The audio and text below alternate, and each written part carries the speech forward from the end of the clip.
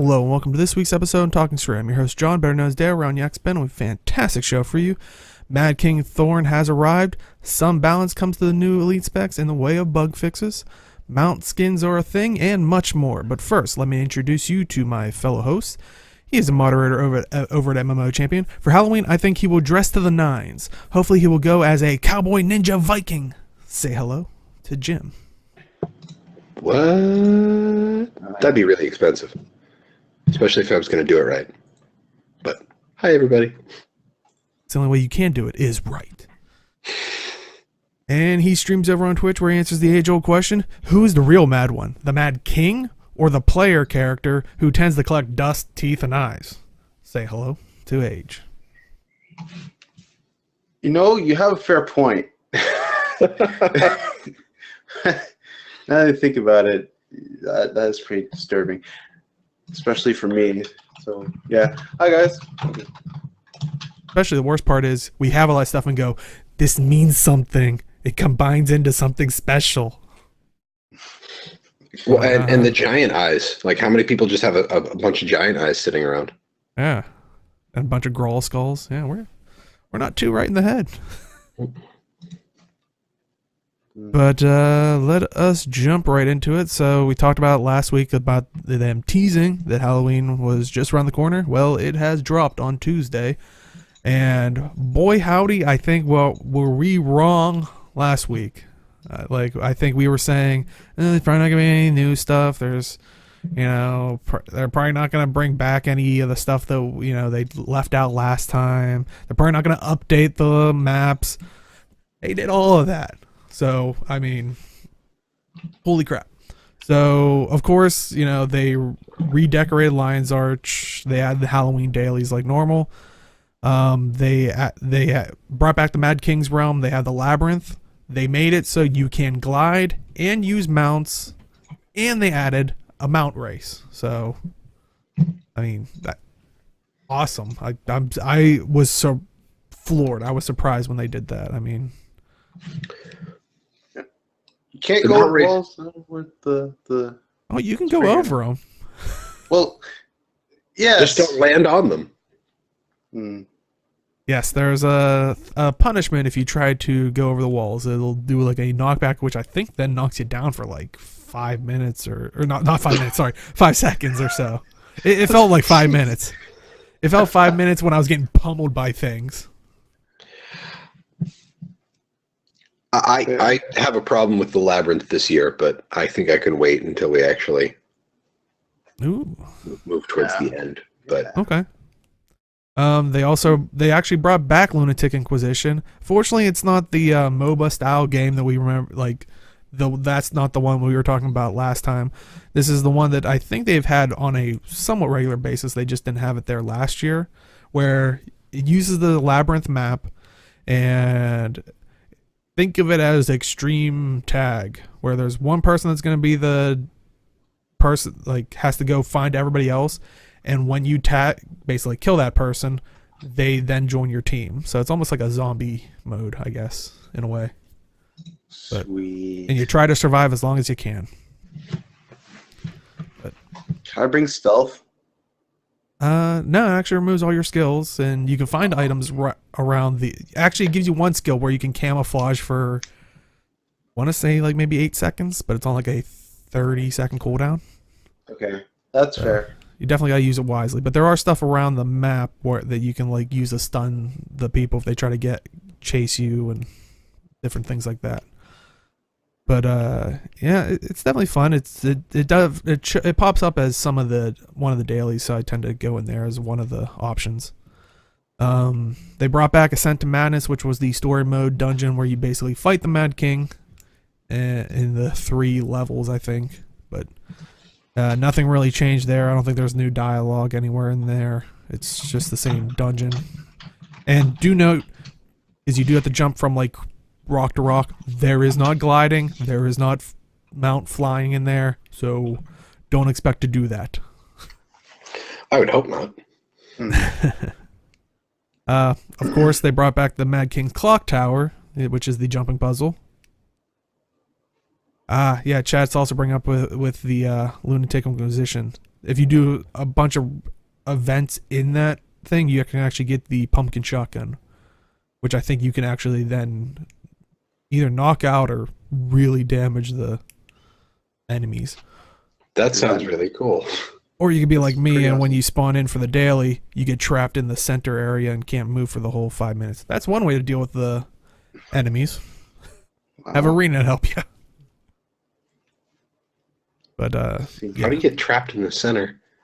I think it's because they added that pile of gold in the middle. It spawned me on like in the roof of that little mausoleum thing, Oh, okay. so I couldn't get out.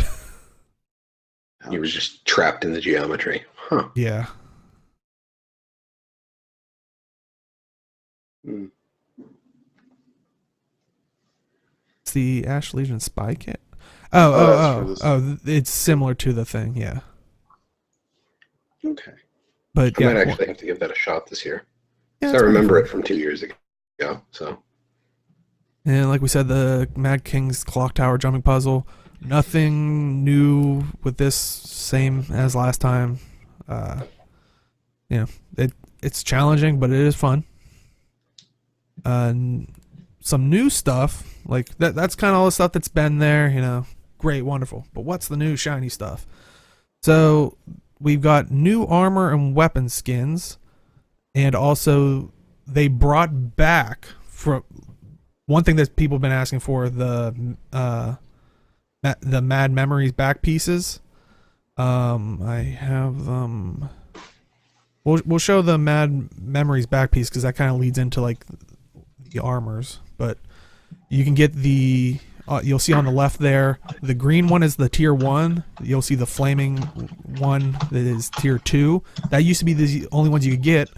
Then they added a tier 3 now, which if you look at that, like it's blue now, like a dark, almost like dark blue, with kind of like the celestial like flames coming off it.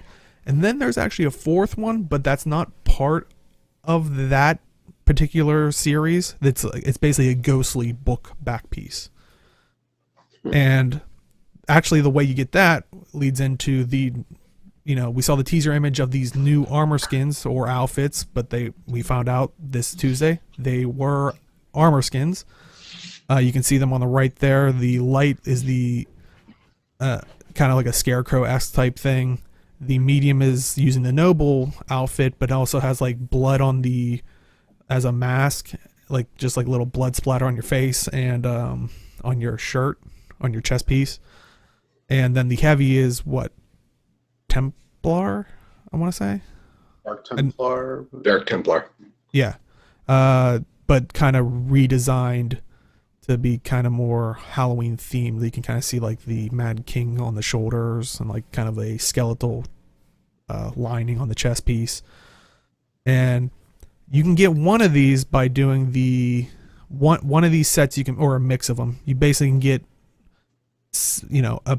one of the tiers or one of the armor weights for each of the head, shoulders, chest piece by doing, if you look in the achievements, there's the lunatic achievements tab, which each rewards you with a helmet or a chest piece or whatnot.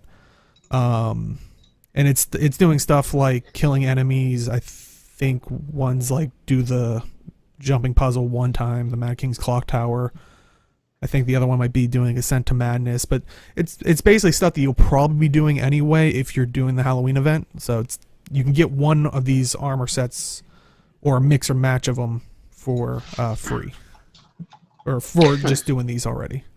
Yeah, I just want to bring up what Hat said, the cast iron texture on the heavy set. Yeah, whatever dye set is set up for the one where it's got the black helm and then like the rust red on the rest of it, that looks really good. Mm-hmm. Not the pink one, just the rust looking one. Yeah. But to basically to get that ghostly back piece, you need to get all of these these weight classes. And the way you want to do that this year, because I'm gonna guess this is gonna be like, oh, you can get the other lunatic set if you do this next year and then the year after.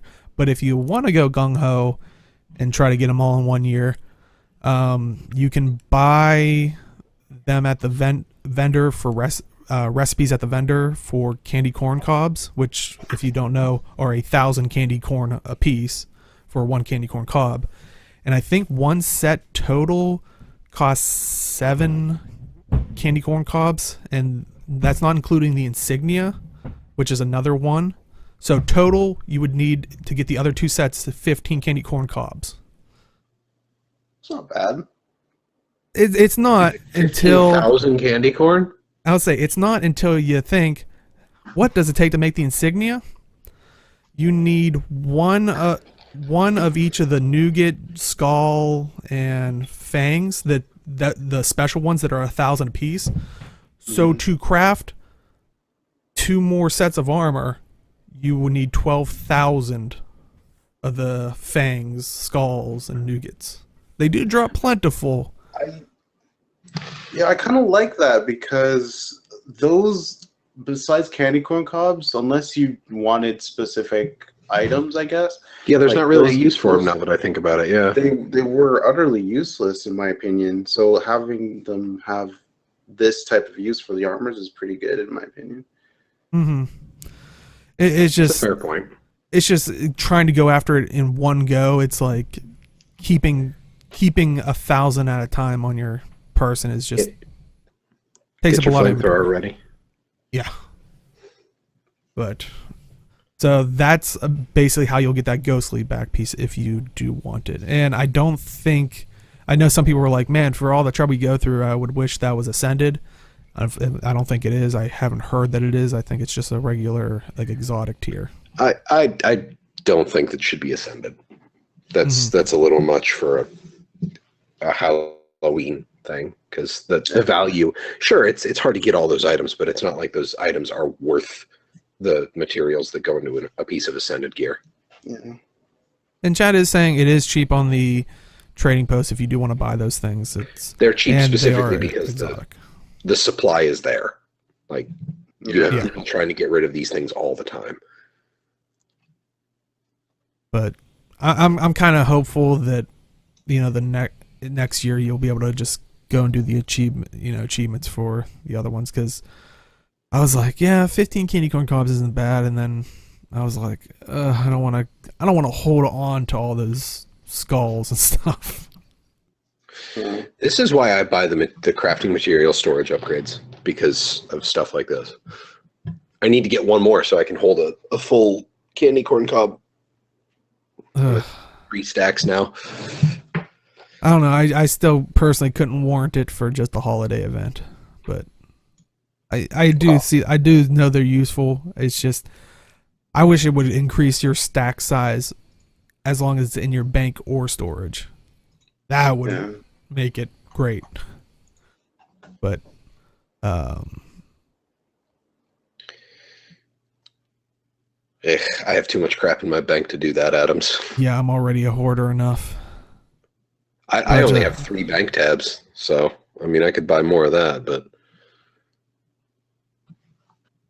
But also, you can get the where is it? The mini failed attempt. Yeah, you can see it here. But interestingly enough, they added a recipe. You can actually get these as weapons, as you can kind of see here, and you can get them as a scepter or a mace. But the way to get the mini failed attempt, I think you have to go to the Mystic Forge, and I think it's green goo. I have it here somewhere. Hold on. this thing is terrifying. Yeah. First time I saw it, I was like, kill it with fire. Yeah, to make it, you need the vial of green goo, 7 slabs of red meat, 206 bone shards, and 1 jar of souls. And then you'll get the mini failed experiment. Then you can take the mini, and you have to put that in the Mystic Forge, put the gift of souls in, 1 philosopher's stone, and either an ascended mace or scepter, and it can be any ascended, weapon, as long as it's the mace or scepter. It just can be any type. It will give you that as, if you put the mace in, you're gonna get the mace one. If you put the scepter in, you're gonna get the scepter one. I wonder if it keeps the stats of the ascended weapon you throw in.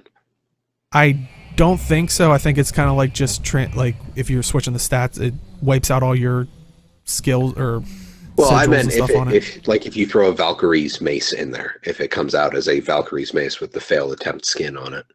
I was gonna say I don't think so. From I think screenshots I saw, I think it's a specific set or a specific stat. I don't know what the stat was. Well, like it's super hard to change the stats on a piece of ascended gear anyway. So Yeah, it's just the bummer would be if you're using this as your main weapon, you're kind of losing your sigils. yeah. Let me see. But yeah, I might have to go after this because the funny thing is, if you look, I would recommend. I don't know the price point right now. I looked at it last night. Like we said, you have to get the weapons. You have to put in a gift of souls. To make the gift of souls is a lot more than actually buying it on the trading post right now. Like it was like 11 gold, I think. Huh. Interesting that you can sell it. Yeah, you could. I'm pretty sure you could sell all the gifts for. Yeah, because they Halloween ones. used to be for the like. Well, I think they still are like the Mad Moon, the other things and stuff like that. And that's an interesting point, QED. That's if you sell 1,000 of the lower tier items to a merchant, you can buy more than that on the trading post. Yeah. Oh, that's silly. Talk about rate of return. Well, Yeah. that's probably because it's just ease of. That's a vendor right then and there. I mean, that's the only thing I could think of. You can get it out of your inventory right then and there. I mean, but yeah, if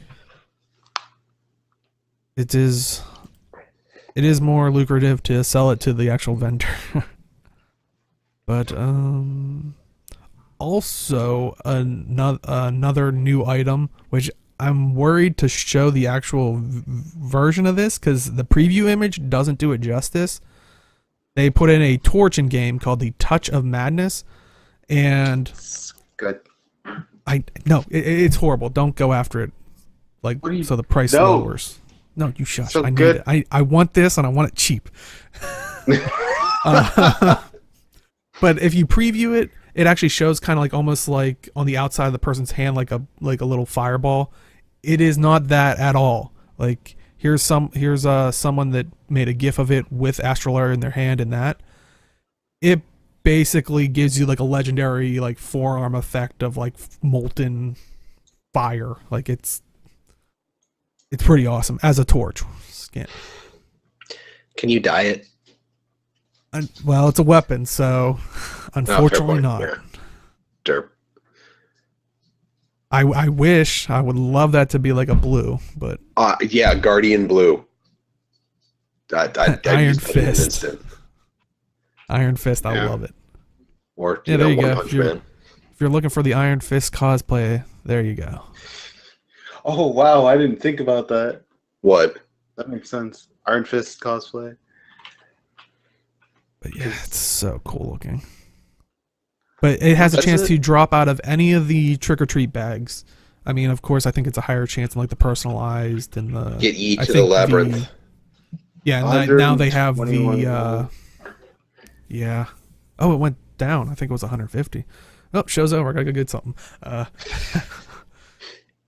But yeah, I'm hoping as prices go down, like, or hopefully more get into the game as the, event continues, the price will go down. Hopefully. So far, it hasn't, because I think when it first came out, it was selling for like 70 gold, Yeah. If and it if went you up to like have 160. if you have gold in your, I would suggest if you have gold in your inventory and you want any of these skins, you would want to wait near the end of the event where everyone's just gonna sell all their stuff that they don't want, and it'll be cheapest then. Or if you have gold, send it to me so I can go buy this thing. And Or that. I feel Yeah, like that's we're the not- only way I'm going to get it. We're not supposed to beg for handouts here. Or you could liquidate some of the stuff in your bank. I did that for my legendary. You know how it feels. Oh yeah. Mr. Oh, I didn't know 18 about this legendaries. last bullet point, Deo. This Yeah, I'm much? actually, Oh, go ahead. yeah. I'm actually 30 gold off from that, so Hey, buddy. It'll How probably you be doing? cheap enough to buy. Weirdly enough, also with the Labyrinth, there's been a little bit of drama. So, a few players using DPS meters in the Labyrinth were using them to shame players, calling them out for lack of DPS, which I just love this. Like, I mean, I'm curious if there's anybody in chat that was doing this before I insult. I don't know if we have anybody who would like shame someone for having low DPS in our chat. Makes no sense. Like, especially when you can have people who are trying to level characters in there. Like, you could have a level 5 character in the Labyrinth. Yeah. Sure, you're up leveled to 80, but you still got crap gear. Mm. Oh, and chat's saying someone opened 25,000 trick-or-treat bags and got 9 exotics in total. None of them were the torch. So it seems like they might have lowered, the drop rates. Ugh. Yay. Yikes. That's Tons of fun, guys. Sad. But yeah, it's going back to these, I put in quotes, people using these DPS meters to shame players. A lot of the strategy is going around and tagging the thing. Like, you're not gonna have high DPS. Like, these people that are using DPS meters to yell at them are idiots. I'm not sugarcoating it anymore. They're just morons.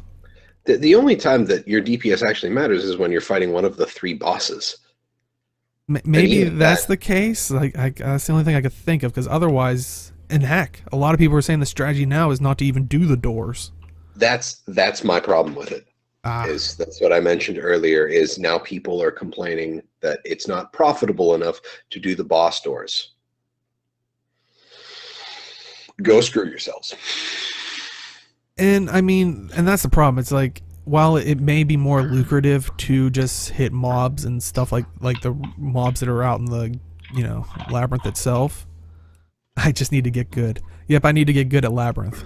I still do the events. I'm such a noob. But, it might be more lucrative because you can just easily kill those mobs, especially in a big group.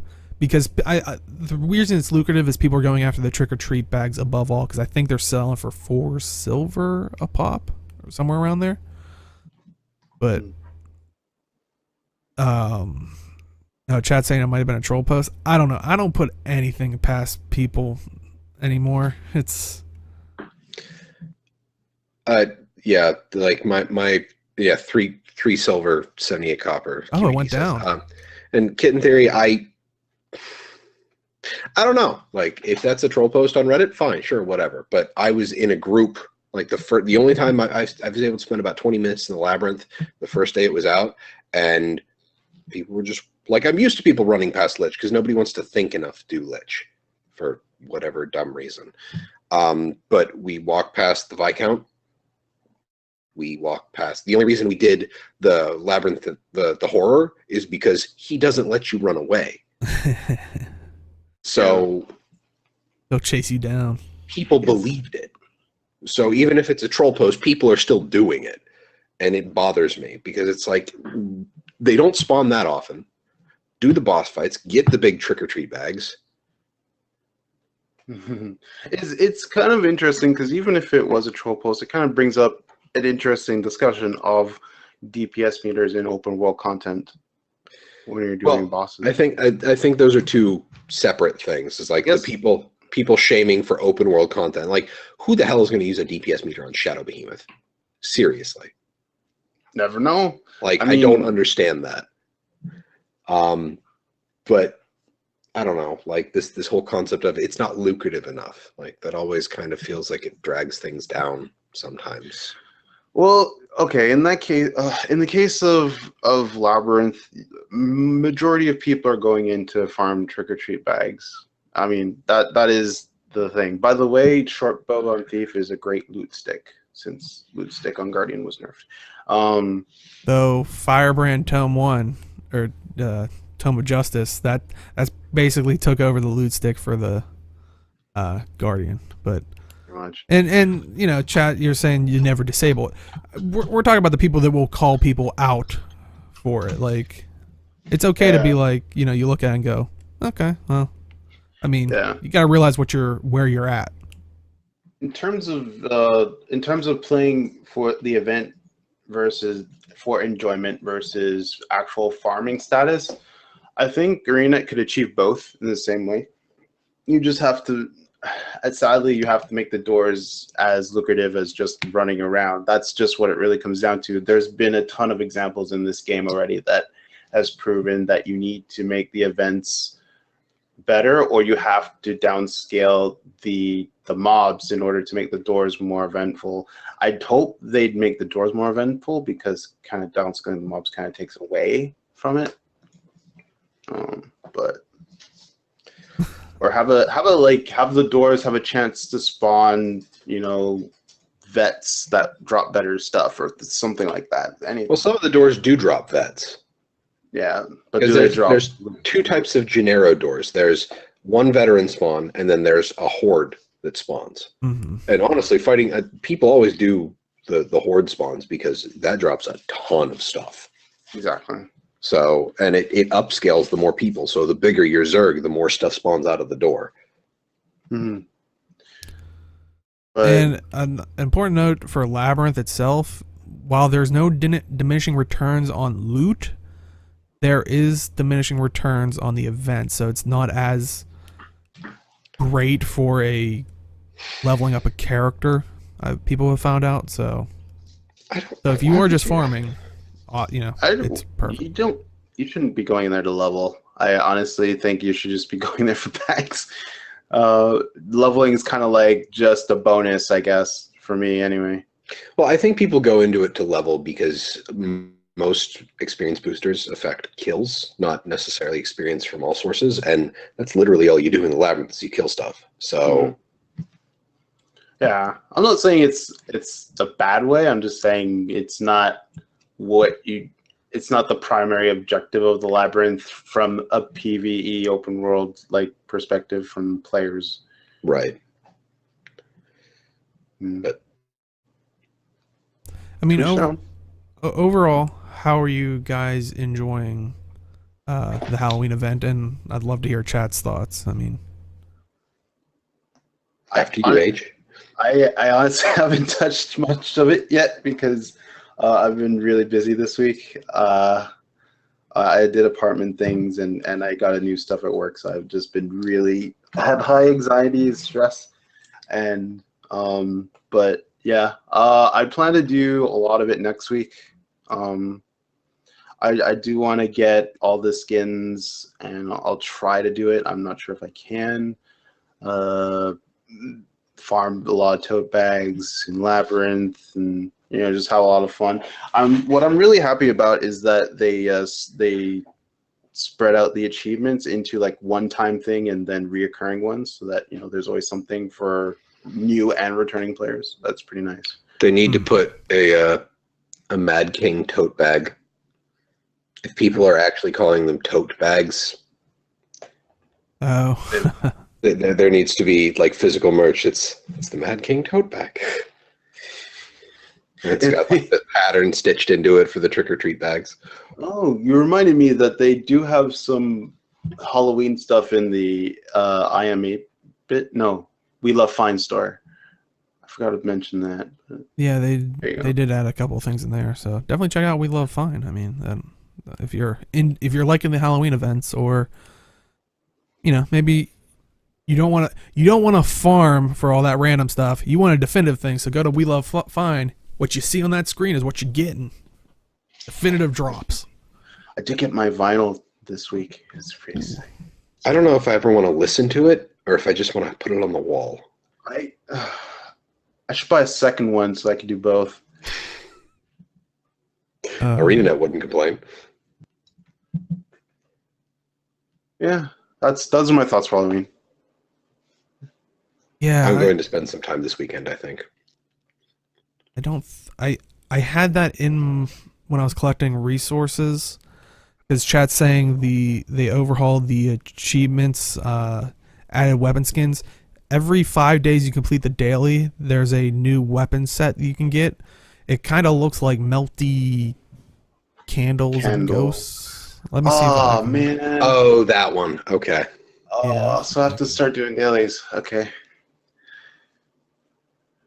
Man. I was afraid that they did that, and I was afraid to just look and see because I feel so sad because I missed a weapon already.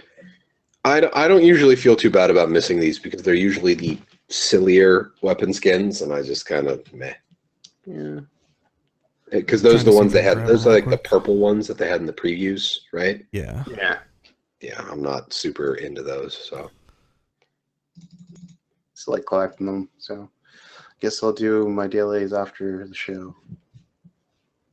Yeah, that's what I've been trying to do specifically for that reason. Is I wanted to see what was in that chest because originally people were thinking this was where you could get the failed attempt mini to make the weapons, but was not. But yeah, I have the weapon right here. Let me.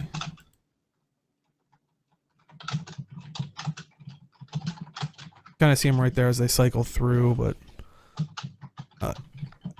it's definitely interesting. And a lot of times I was like looking at them, I was like, oh, it's definitely this weapon. And I look, I'm like, oh, it's not that weapon. So sometimes it's hard to differentiate what they are. They look really cool. Like that one's a great sword. I don't know how that's super functional. It has like things coming off the top of it. Like, Yeah. I kind of like the axe. And is that the greatsword? That's that's the dagger. No, Remember, this- Deo's seeing this live. We're looking at it through the stream. There's the greatsword. yeah. Yeah, that's a little. Oh, my stream's faster then. I usually have a bit of lag on my end, so. Yeah. But yeah, they have an interesting look to them. I kind of like that candle effect. It's not like it's different. It's kind of different from the Flames of War, in the aspect of I don't know. These feel more in tune to what for Halloween and stuff like that. I guess. Maybe yeah, they definitely seem more Halloweeny. Yeah. But I like it. And that. I'm assuming that's the focus. Yeah. Looks really cool.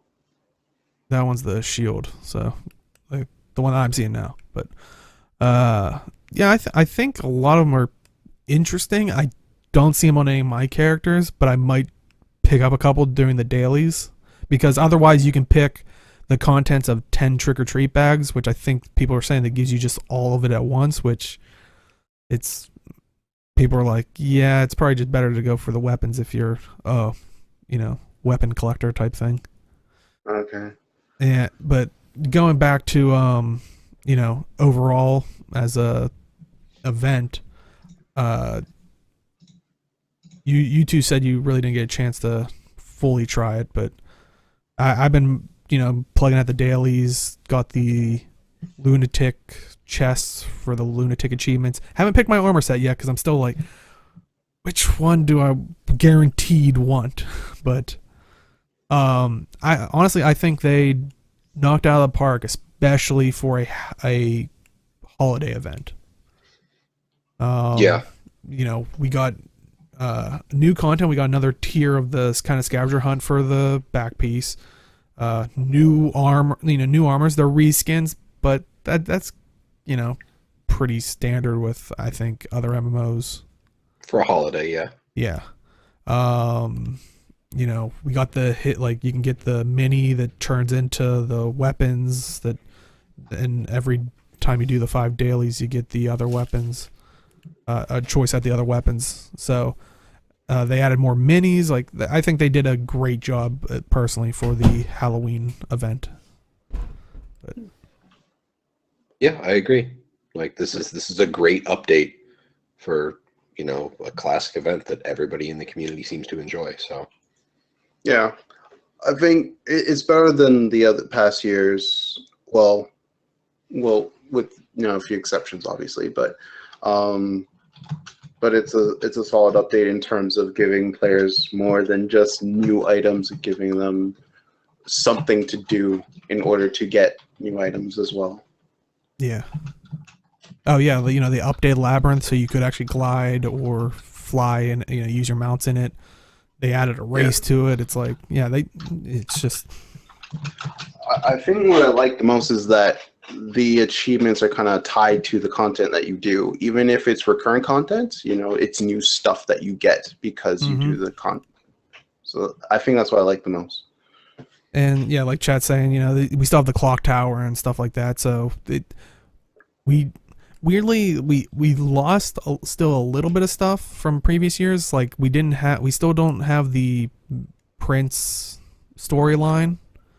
Like you can't access that for whatever reason. I don't know if it's technical limitations or whatnot, but that's an interesting one because it's like a solo instance type of deal. Well, at least I played solo, but well, it's possible that any updates to the system they might have ended up breaking it somehow. Maybe because look at Super Adventure Box. That's true. They updated the physics system of the game and it completely broke SAB because SAB was built on bugs.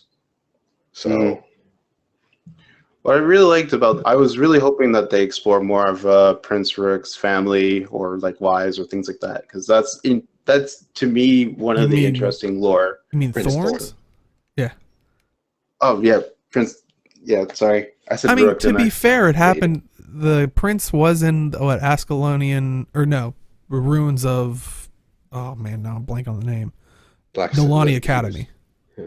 Oswald he was Thorne. Sorry. Yeah. So yeah, I want to see more history, lore tidbits in there about kids that he may have had and all the wives, because he had 9 of them, I think. So something.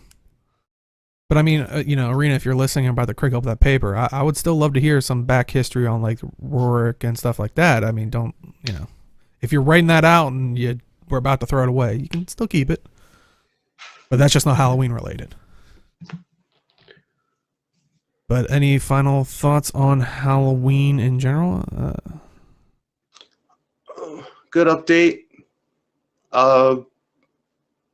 Bring back Blood and Madness stuff, more of that back next year, and I think people will be happy too. Yeah, and do the same achievement stuff and with new items. I think that's a good way to go for future content like this. Yeah, kind of like what Chad is saying, it feels like it might have been a back end system thing. What they talked about in the past with Super Adventure Box and those issues, and but yeah, I feel like they've.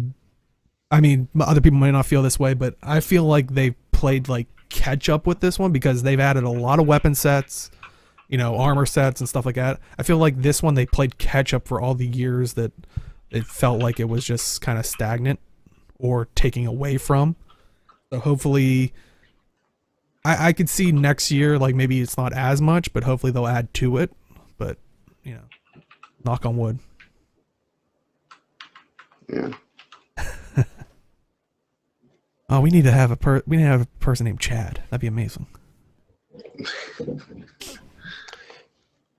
Well, when was it? I think it was Code. No, his Twitch name is Julian. I don't know.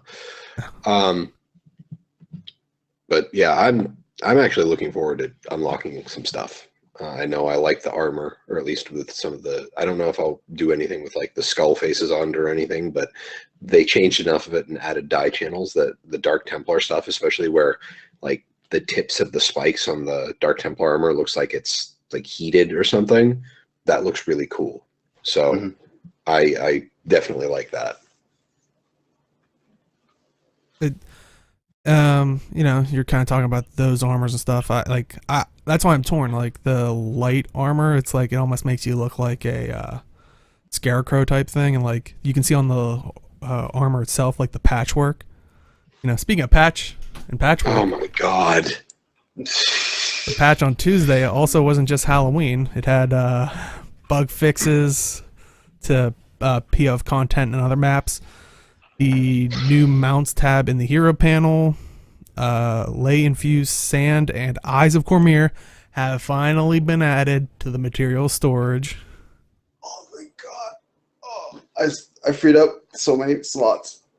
Feels good. I panicked. When I did like a deposit materials, I saw things like higher in my bank or in my inventory that I don't like keep at the bottom so I don't sell disappear. I was like, what just went away? What'd I do? What like and then I found out it was like the Eyes of Cormyr and stuff, so Yeah. I really needed my bank slots too because I was running out. I had like 1 slot open, so now I have like 7. My part was I have 2 of those books you have to trade into the one priority researcher for the item plus 10 ley infused sand, and I had like 2 on one character, 4 over here, 6 over here. So having it all in the bag is. Oh, and QED says there's an additional die channel for the tier 3 WW armor. Clearly, very important. oh man, as soon as that popped up, I don't even want to know how quickly it was a response of like, so 4 die channels on the legendary armor. Like I want to take bets on like how close that comment was in the response to that. Oh man. Because when they were putting that in there, they're like, oh, we're gonna have 3 die channels. They're like, do we have to announce that? Because we know what someone's gonna say. Like a die channel for the glowing particle effects on the legendary armor. Especially medium. But that's jumping down That's rabbit hole a there. rabbit hole. But yeah, and that's the downside. Chat's also saying it kind of brought up a lot of invisible walls and stuff, which aren't. Invisible walls are good if it's keeping the game intact to their design, but it's like I've noticed there's been invisible walls that have been kind of in the way of just normal movement and issues like that. So hopefully they kind of make another pass through and are able to change or rearrange them. It makes it sound like they have finite walls, like they're all like windows, like it's like everything shifts. So it would be really funny if they had like a heat map of player movement for any given map, and they suddenly start to see an area cooling down, and they're like, players should be walking through there. What the hell? Just would amuse me to see those maps changing. Oh, apparently it's blocking off the Black Citadel trading post. Yeah, I remember Hat telling me about that this week. That's okay. Bad.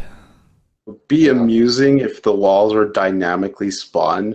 So that you're walking one direction, there's a wall, but you walk in another direction, but all walls spawn all around you, and you're just trapped. Please don't. If Josh Foreman hears this, he's like, oh, there's a jumping puzzle there. Like, Hilarious. Invisible jumping puzzle. That's just hilarious to me. It's like you become like a mime in the game. It's hilarious. Actually, that wouldn't be too bad. Like an invisible or nearly invisible walled maze. Oh. Just stick to the left-hand side. You'll get through eventually. As long as there's not like invisible floors, that's going too far. I don't want to just walk into nothingness and die.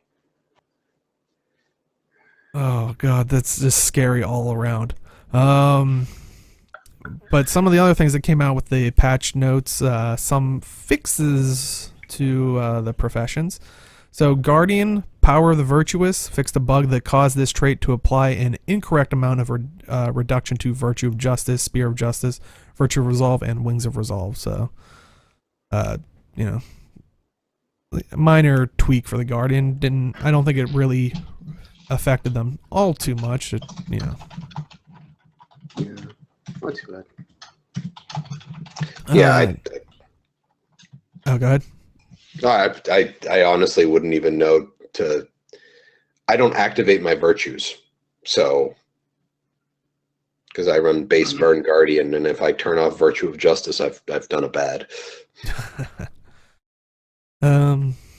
Should we save that next one for last? Because that's kind of save that one for last. Yeah, that's going to be the most discussion. Yeah. So Ranger, Rock Gazelle, their kick strikes from this skill have been increased from 2 to 5. Damage per strike has been reduced by 53%. vulnerability per strike has been changed from 3 stacks to 3 stacks for 6 seconds to 1 stack for 8 seconds. Rock Gazelle's charge, the damage from this skill has been reduced by 48%. They fixed the tooltip issue where the day's duration was showing 1 second rather than the actual 2 seconds. And also fixed a tooltip issue where the number of targets affected by the skill was 5 instead of 3. And then the other fix for the Rock Gazelle was fix the bug in which this pet hit downed enemies multiple times with its charge attack. And then Tailspin, while using Beast Mode, this ability now has a new animation. So the Rock Gazelle, these were problems that were happening during the preview weekend. So this is just a patch didn't ship when it should. And honestly, this is just bringing the Rock Gazelle more in line with other pets because age, I think you said in it. Line? In line? Yeah, bringing it in line with other pets by severely nerfing it. I think like throwing it into the line is more appropriate. Maybe like tying it down into the line because. And then I look at the kick, like a multiple strike thing. I understand reducing the amount of damage it does, but technically, if you get someone to get hit by all of the kicks, you're doing more damage. But now that it's spaced out in multiple packets of damage, you have more of a time to react to it. So this would reward a ranger better for pinning someone down than having the Gazelle kick the shit out of them. So can still do a ton of damage, just, not all of it at once. Well, and by balance, we're talking about they bug fixed it so it's more in line with what they were desiring. Then they're going forward, which we'll definitely talk about that because there was responses to some of the corrections. But another kind of easy one that kind of got away okay was Warrior. The full counter fixed a bug in which this ability gained the damage bonus from Revenge Counter twice.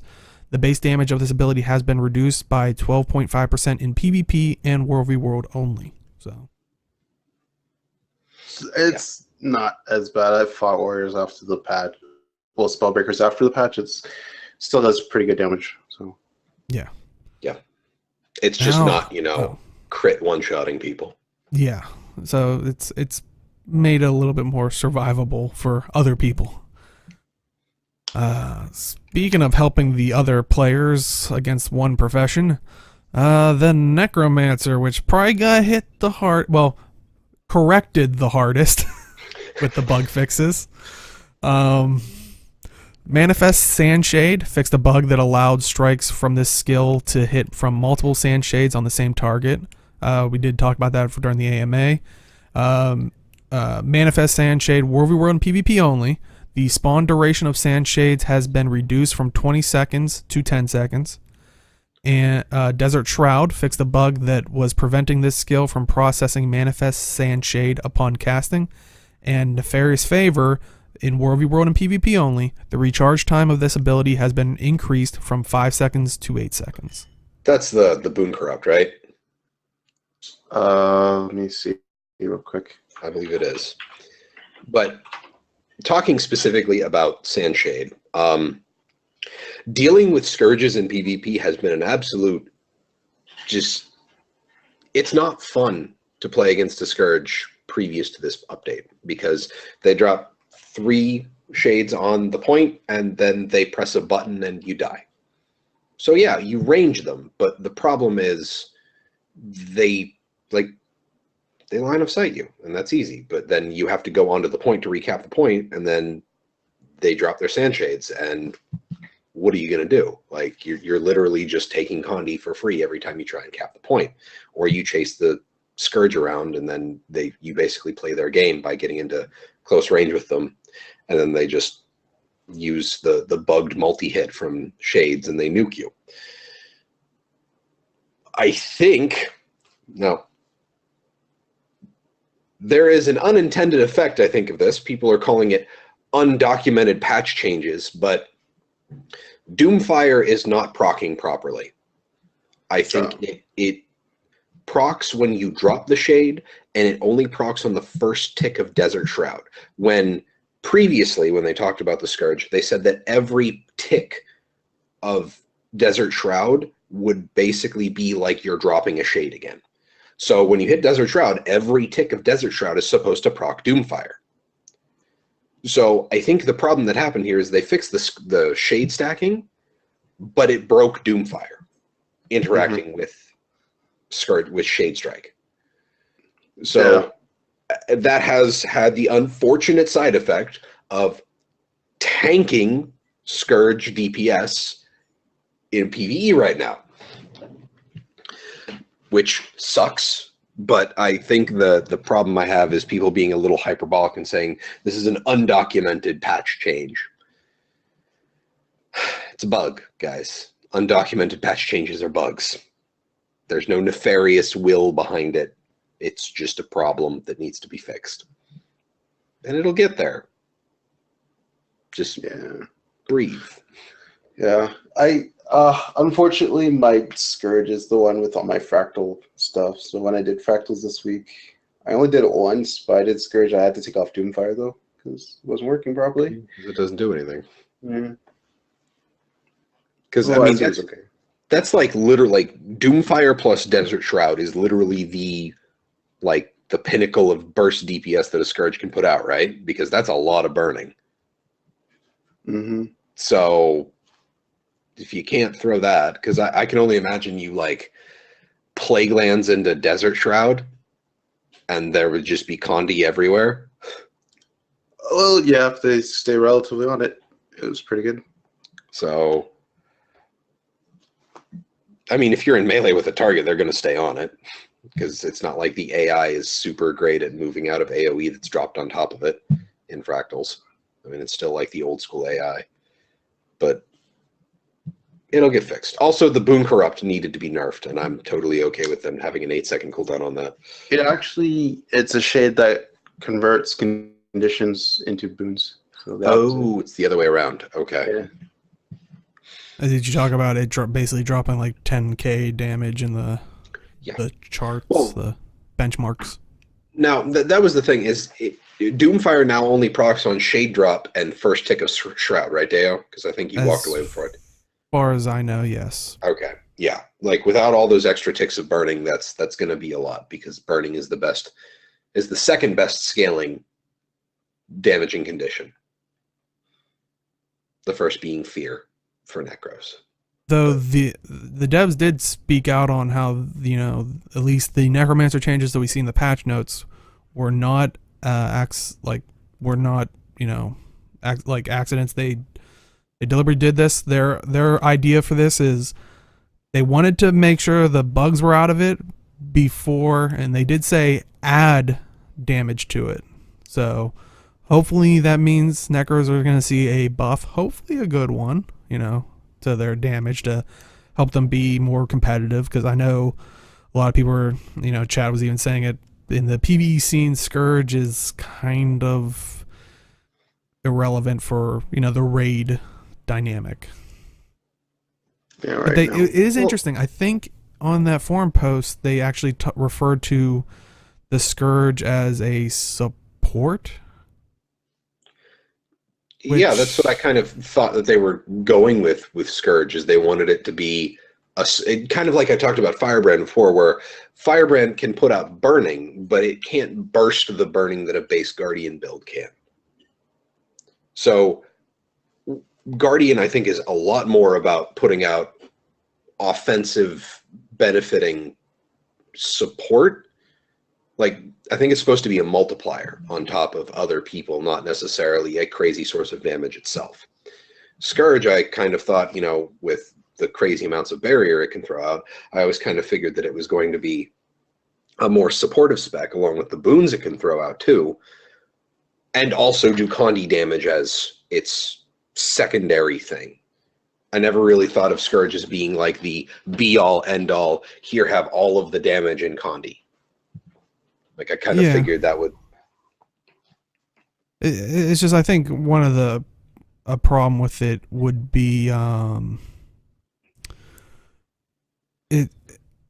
it doesn't do it well enough than any other profession. Like there's other professions that you're probably already taking that can be the better support, hypothetically. But Well, I think I mean, it's oh, go ahead. I think it's more about granting options. Like a lot of the Path of Fire Elite specs can do might stacking. Mm-hmm. So I think they were kind of trying to pull the onus off of warriors to allow warriors to do more than just phalanx strength. So I think that it's not necessarily about, yeah, other classes can do it, but I think that's the point.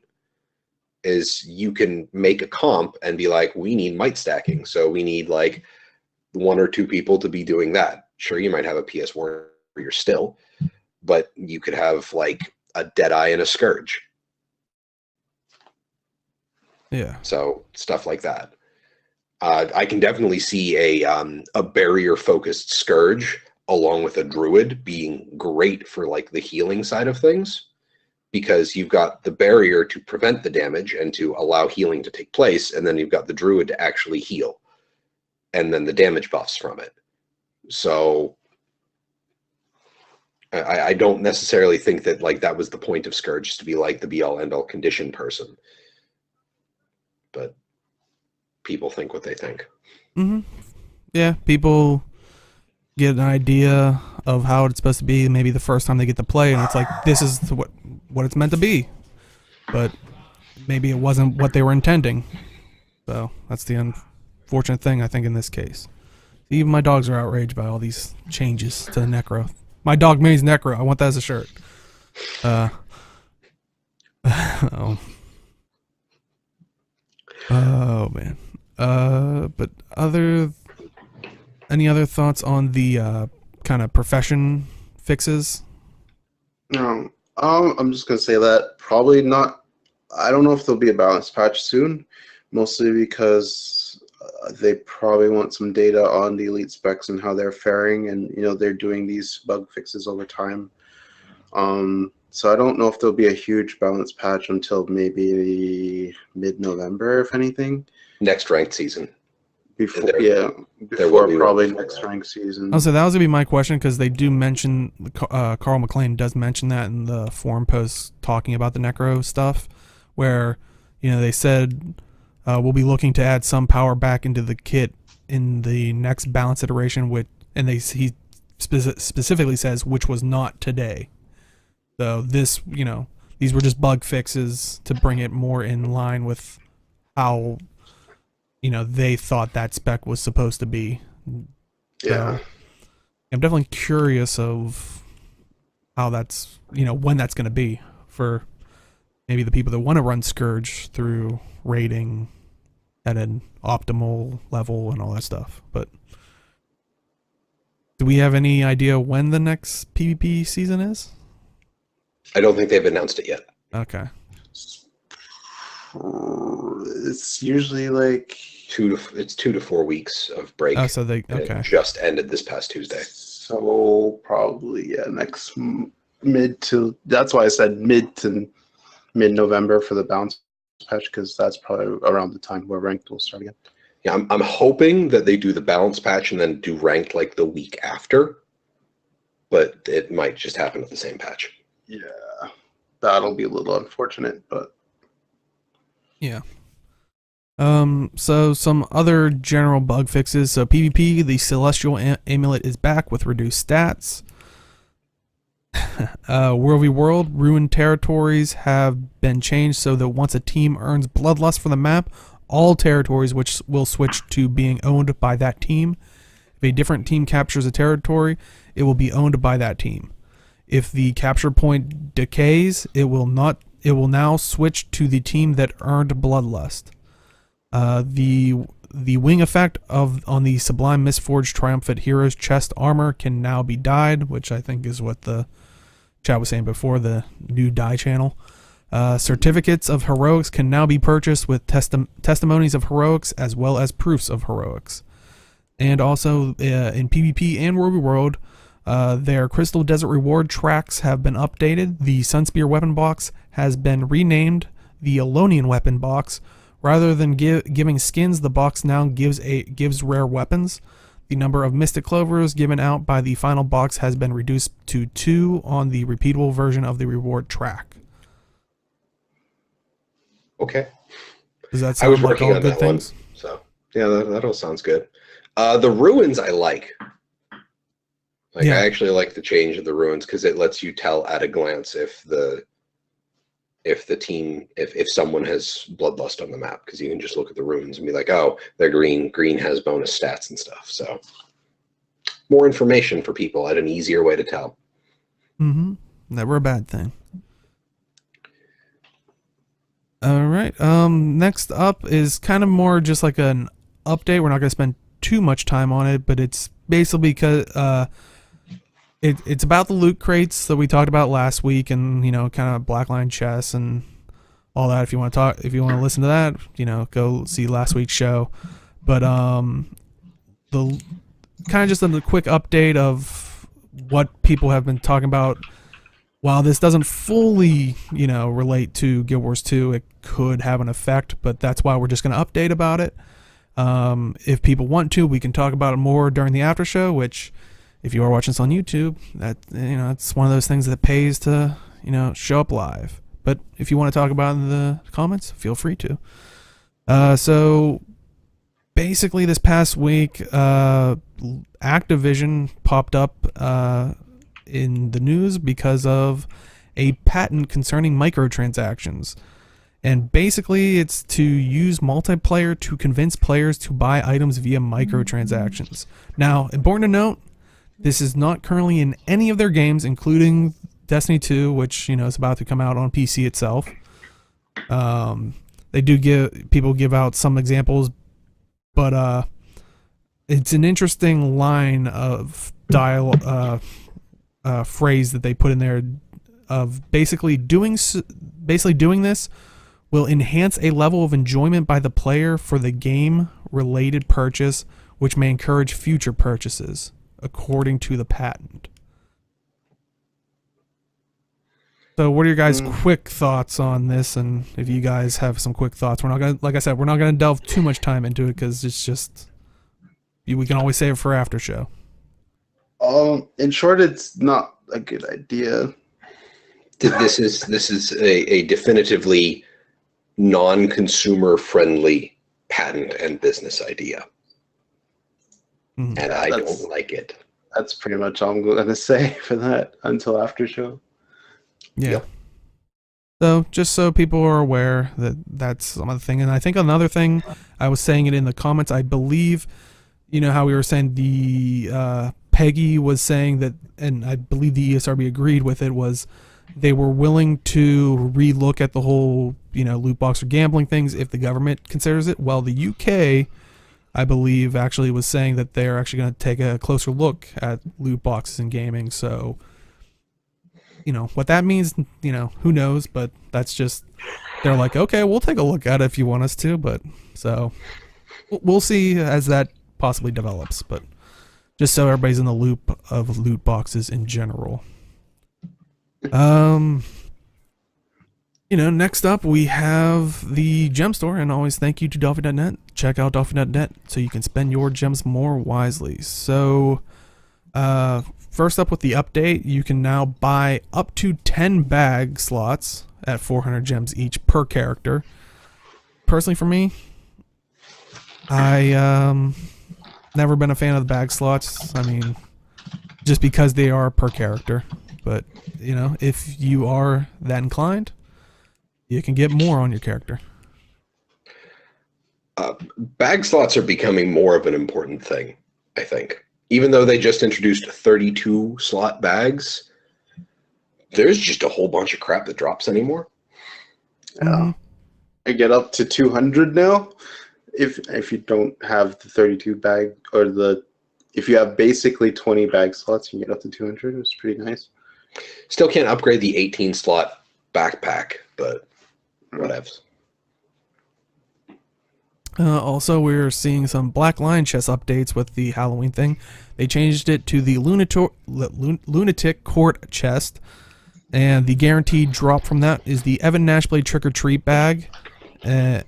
So every time you use the key, you get one of those.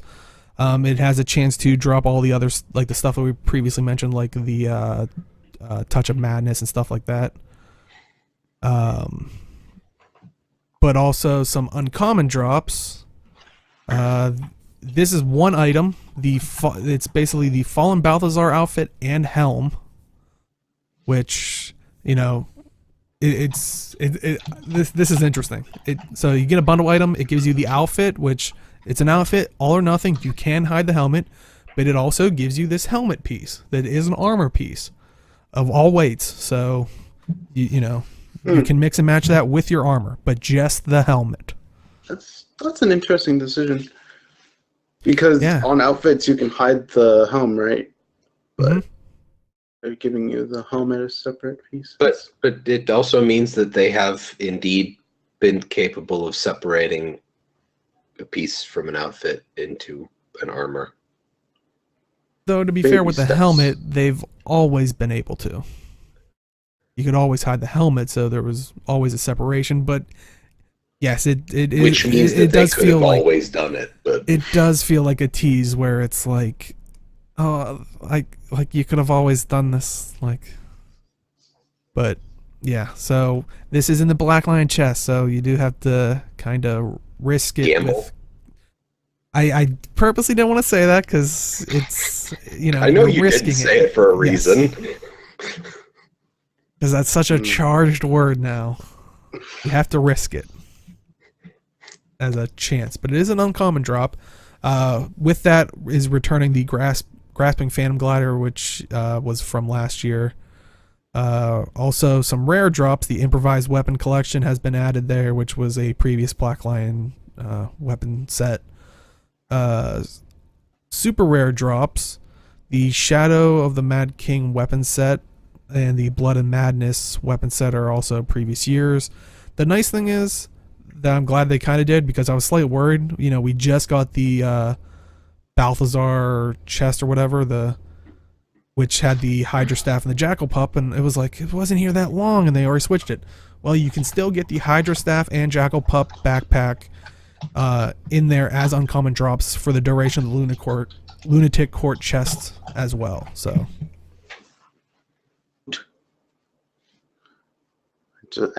I gotta try to get the pup. I have the staff already. I just want the pup. I like the staff, but I'm just like, I probably wouldn't use it that often. But another point in time where it would be great to get some kind of currency so that you could buy the pup after opening so many Black Lion chests. Yeah. And if you want to hear us talk all about that, watch last week's show. That was, I think, a lot of people generated a lot of good ideas through that stuff, you know. And even if the time seems daunting, we do have timestamps in the description, so you can always jump around. Also, some Black Lion mini claim tickets. They've added some scary pets, some packed members, outlaw miniatures are now in the Black Lion miniatures claim ticket thing. So, you know, yeah, I'm not much of a mini person. I'm sure there's one person in our chat that might be excited for the mini changes. Feel bad for Inks. He's gonna go for them. Of course he is, because he's got to catch them all. Mm. Every slot in his account, you've got to catch them all. Now, for something that you can actually, when you see it and purchase the item, you actually get that item. No way. I know, it's weird. So the gem store, they brought out mount skins. Finally, we've been asking for it. People were throwing their wallets, their credit cards, and their extra gold at the screen, saying, "When, ArenaNet?" Well, they answered you this Halloween, so you can get the spooky mount skins. And why isn't that popping up? There we go. So for 1,600 gems, 20% off the bundle. The bundle is normally 2,000, but I mean, granted, I'm sure it's going to be there the whole time as 1,600 gems. The bundle has all 5 mounts with a different skin, and it's kind of the same theme of like this kind of skeletal looking thing on the mount itself. They have 4 die channels, which I know that made a lot of people happy. So 4 die channels for each mount skin. Oh, come on. You knew that was going to happen, Age. I know. Don't make noises. And I saw a lot of people, outraged by it. Like, we should get, like, more die channels on the base one. I would have liked at least 2 die channels for the base mounts. While I would have liked more, the pattern doesn't show that. When we got the glider, Fair one point. die channel, standard. And then True. they teased you with more die channels of the other ones. Now, there are some gliders that don't have any die channels at all. But, maybe down the road we'll get mounts that don't have any die channel options. That'd be weird. I can totally believe that happening. Yeah. Now, Yeah, and that's- one thing I've seen some people complain about, which I totally understand, is it is a bundle. You can't buy these separately, unfortunately, which, we've talked about in the past. Yeah. Maybe they overlooked it. I hope so. Like, I know a lot more people would like to have done like an a la carte type thing. I have a question for you guys. How much would you buy separately, since you know the mount skin, the default price for the bundle? Let's say it's $2,000 for the bundle. How much would you be willing to spend for a separate mount skin? 400 to 600 gems for a mount skin is in line with glider skins. Yeah, if you do the math, if it's 2,000 gems at 5 mounts, that comes out to 400 gems. Now, that might already be discounted as a bundle type thing. So, yeah, I could see 400, 500, maybe 600 for a more lucrative, like maybe actually changing the look of the mount, like kind of we have with the gliders after a certain point. Some slightly different anime, like with the the crystal wings. Yeah. Like, I can see something that tier. Like, say they give us a branded Griffin mount skin. Yeah, and with that, that wouldn't be dyeable, pro. Like, I could totally see something like that with like different animations for the wings and all other kinds of stuff. I could see that going up to 600 gems, and I'd be totally okay with that. Like the basic stuff, these at because undiscounted, like Deo said, 400 gems a piece. Totally cool with that for these. These are basic standard recolors that the other gliders that just had that didn't do anything fancy, that just kind of popped up like the base glider, 400 gems. I'm okay with that. I mean, are you guys planning on buying this, or maybe were you considering it at some point if you weren't, or? Nope. I want to, but I don't want to support bundles only for this, for mount skins. That's the thing. Because I honestly, I just want the Jackal and I want the Griffin skins. I can totally understand that particular point, because having it for 1,600 gems for the bundle, but having each mount skin in at like 400 gems individually, I think would have been the better option. I think they would have ended up making more money off of that. Yeah. And I've been on the fence personally, because it's like, well, I see like a lot of it, like you can blatantly see, because at first I think the mounts are like black with the white kind of bone structure, and the skeleton thing really stands out. But what some people have started to do, you can kind of dye those channels separately, so you can match them. You can kind of dye the Halloween theme out of it to the most part, which I've kind of seen. I took some screenshots when I've seen some people that did kind of like an interesting job that would even utilize like the bone structure where it's not so much Halloween themed. So I was like, it's not too bad, but yeah, I've seen people do solid colors, so it almost feels like this could be a good standard mount skin with a little bit of a smoke effect, if you don't mind that. But I'm sure there's going to be other mounts out there.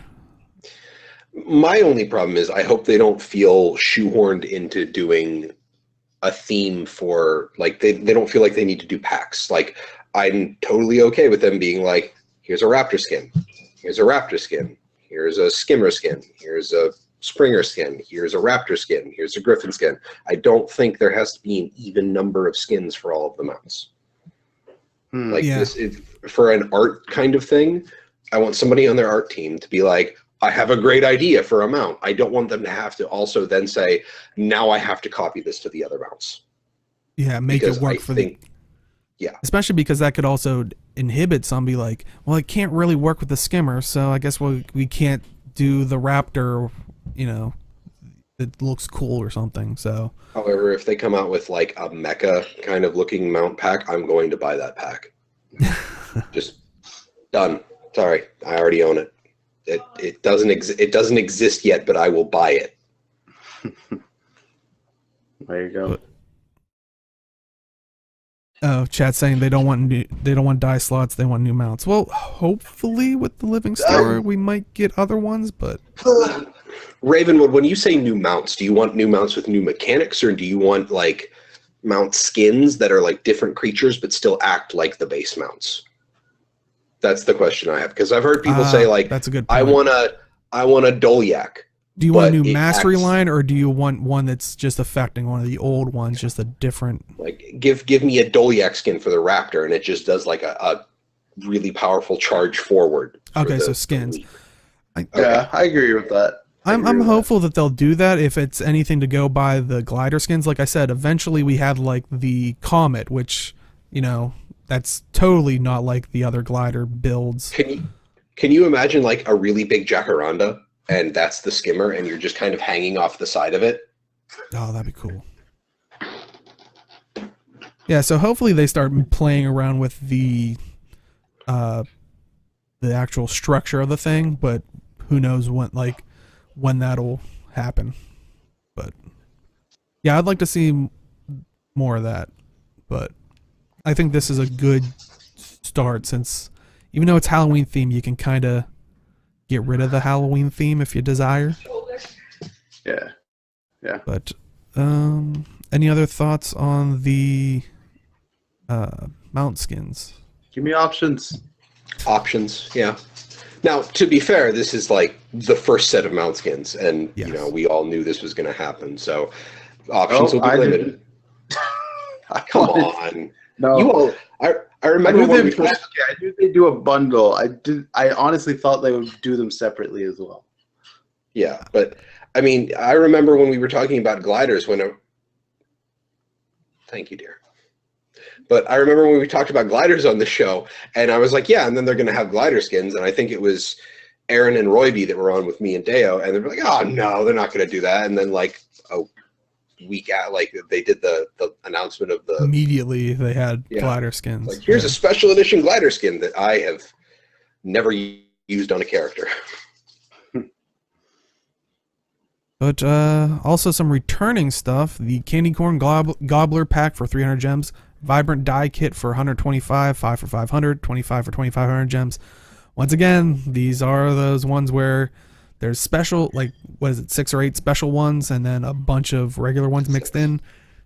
I think we've said in the past, we're like, none of us are really on board with the die kits as is. Like, if you really want the die, save up the money to buy it off the TP, or use the gems that you're using, put it towards the specific die you want. Yep, you'd probably have a better shot at that. You'd be better off buying the gold like that.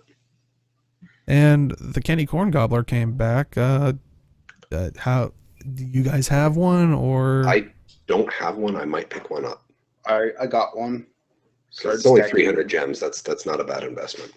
Yeah, because QDA actually mentioned it last week, so I wanted to buy it and test it out. And it's like you can use it every 5-6 seconds, and you'll either transform into something or you'll get a buff, and you could stack that buff. So it's actually pretty nice.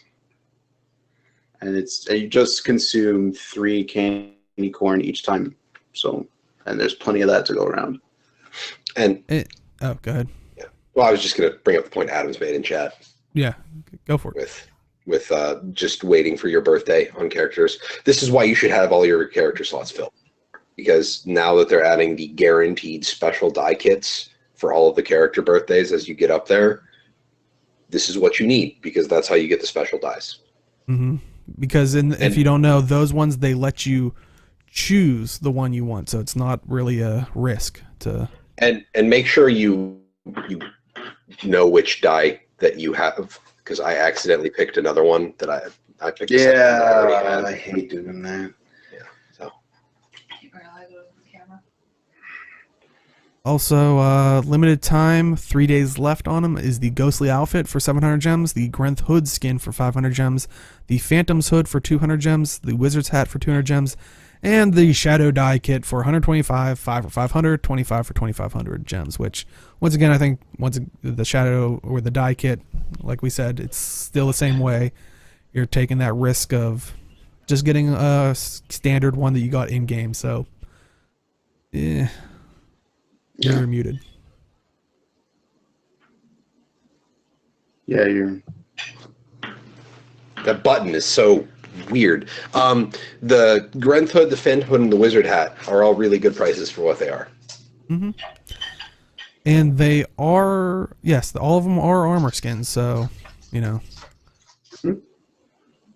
I got the Ghostly outfit yesterday, Thursday. Isn't the Ghostly one the one with like the shadowy hands? Yeah, on Yes. the ground. Yeah, I wanted it last year, but I didn't get it last year, so I got it this year. So.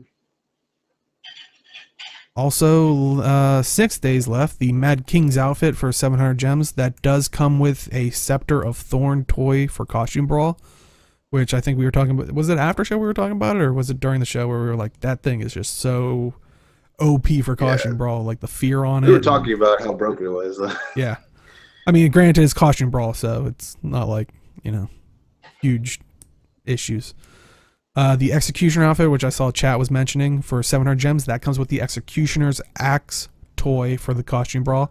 But you can use that. I think a lot of people use that to kind of almost like blitz things because it has like a nice charge that like lasts a good bit.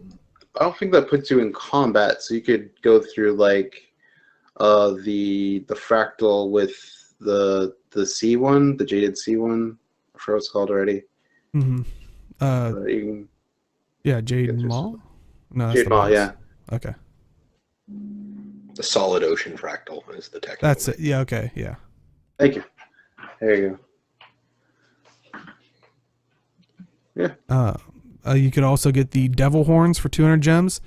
And the Enemies Die Pack for 500 gems. It's 5 die kits, the Flame Frost, Deathly, Toxic, and Mad King. All of which are a risk.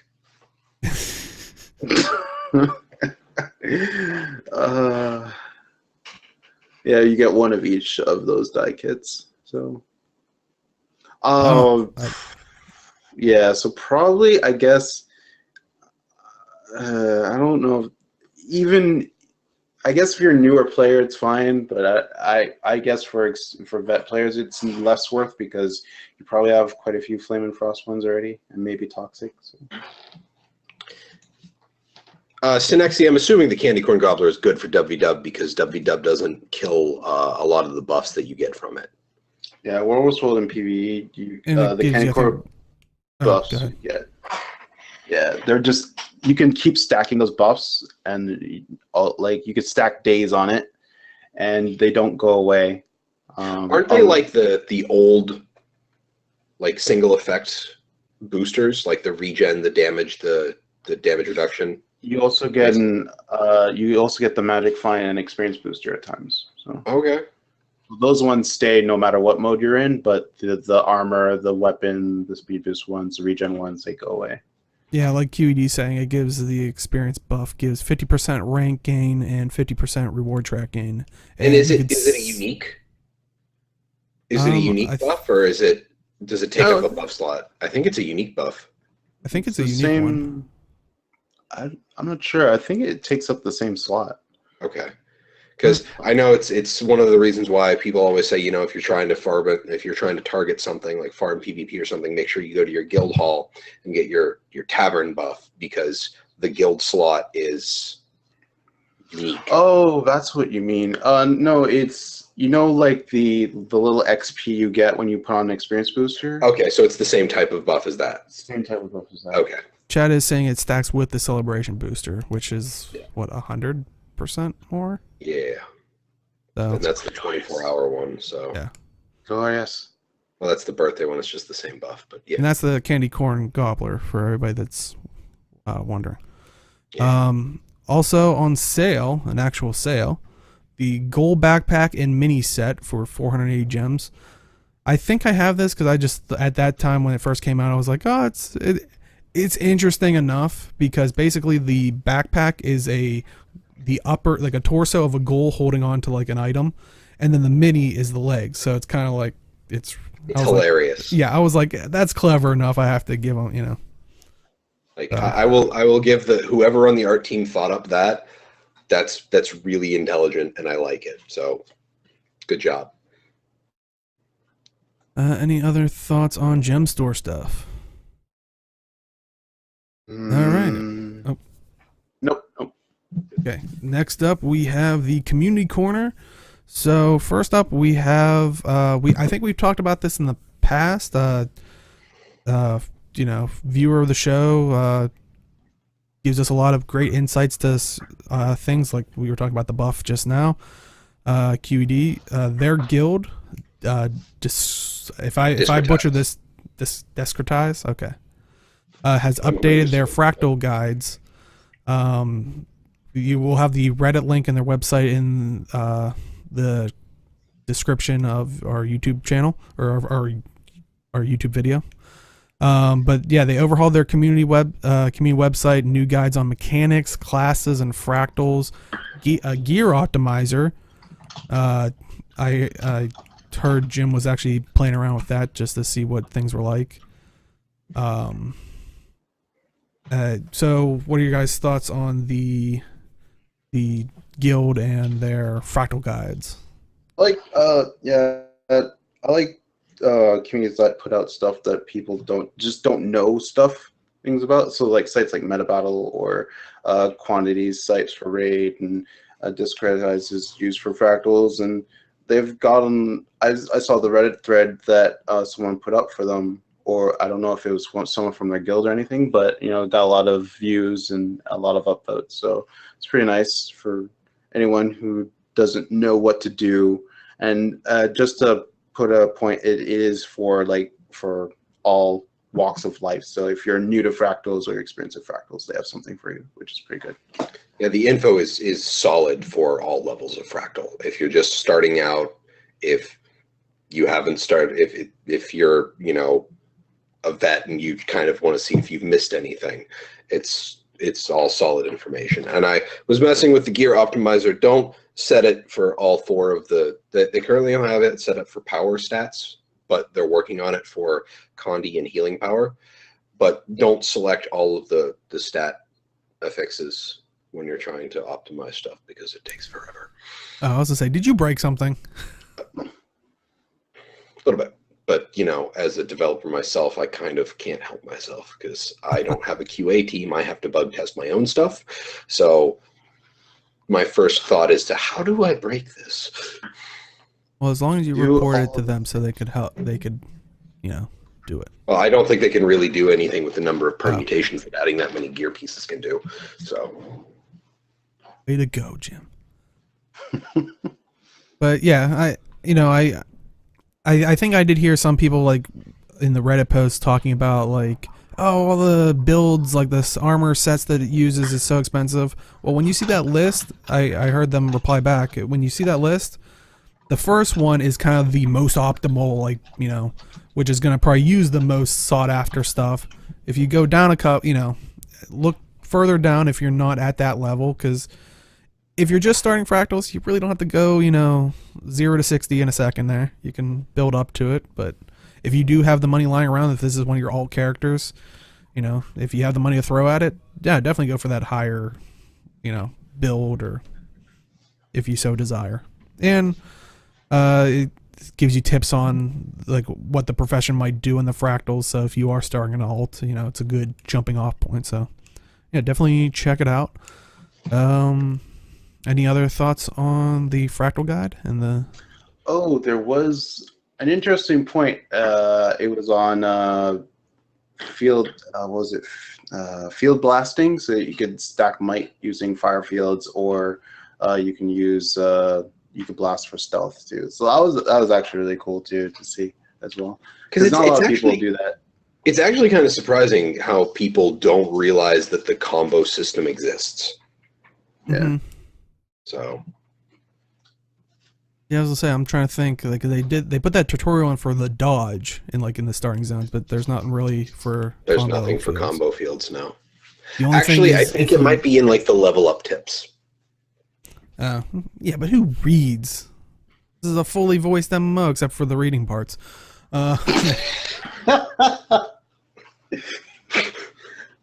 Could you realize? Did you notice halfway through I realized that it's not fully voiced. Womp womp. But a majority of it is. I think the only thing you kind of really have to go by without reading the tooltips is I think on the fields there's like little puzzle pieces coming off it that show. But Exactly. who's really gonna who's that attention to detail that's maybe doesn't already know? Yeah, but you already knew. I need to know what I'm comboing sometimes as a thief. My only problem with the combo field stuff, and this is a bit of a tangent, but it's really hard to tell what a field is when the graphical colorings start happening, because you can't see the little coloration of the line at the bottom of the rim of the field. All I see is a white line.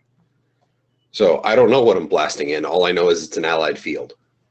Also, for some reason, when an enemy thief shadow steps, the circle is white. That's not a field. Yeah, it's not a field, but it shouldn't be white. White is ally effects, not enemy effects. Yeah, it's an ally effect so that you could return. But I'm talking an enemy thief shadow steps away from me. I see a white circle. Oh yeah, because it's not gonna hurt you. But right, but I He's should no know. friend of mine. But it shouldn't be white because that's breaking the rules of white good, red bad. It can't be white either. It can't be white or red. It has to be like a different color. Yeah, it needs to be like a unique decal for that's a shadow step circle.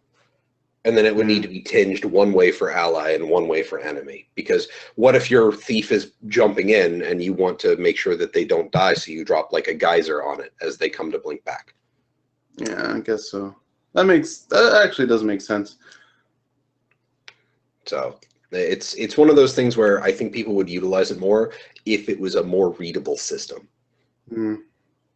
You have a great idea there. Maybe not make it red, but it's got to be a color that is bad, but it's close to red, but slightly off that color. Maybe pink.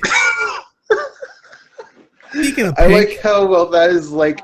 I walked into this and I didn't even mean to. I just wanted to make a valid point. And I thank you for that. But speaking of Pink Day in LA is actually today. If you're watching this live with us on Twitch, if you're watching this on YouTube, are they going for like a full 24 hours or is it just?